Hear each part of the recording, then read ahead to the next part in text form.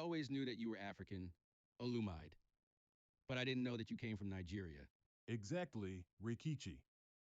Now you know that I came from Nigeria. Okay, now make yourselves comfortable while I'll be reading you the tale of the three brothers. There were once three brothers who were traveling along a lonely, winding road at twilight. In time, the brothers reached a river too treacherous to pass. But being learned in the magical arts, the three brothers simply waved their wands and made a bridge. Before they could cross, however, they found their path blocked by a hooded figure. It was Death, and he felt cheated.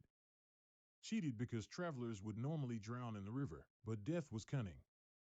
He pretended to congratulate the three brothers on their magic, and said that each had earned a prize for having been clever enough to evade him. The oldest asked for a wand more powerful than any in existence. So, Death fashioned him one from an elder tree that stood nearby. The second brother decided he wanted to humiliate Death even further and asked for the power to recall loved ones from the grave. So, Death plucked a stone from the river and offered it to him. Finally, Death turned to the third brother. A humble man, he asked for something that would allow him to go forth from that place without being followed by Death. And so it was that Death reluctantly handed over his own cloak of invisibility. The first brother traveled to a distant village where, with the elder wand in hand, he killed a wizard with whom he had once quarreled with. Drunk with the power that the elder wand had given him, he bragged of his invincibility. But that night, another wizard stole the wand and slit the brother's throat for good measure. And so, Death took the first brother for his own. The second brother journeyed to his home, where he took the stone and turned it thrice in hand. To his delight, the girl he'd once hoped to marry before her untimely death appeared before him. Yet soon she turned sad and cold, for she did not belong in the mortal world.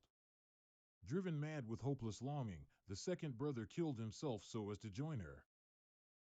And so, Death took the second brother. As for the third brother, Death searched for many years, but was never able to find him.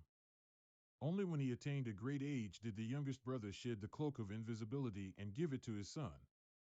He then greeted Death as an old friend and went with him gladly, departing this life as equals. The end.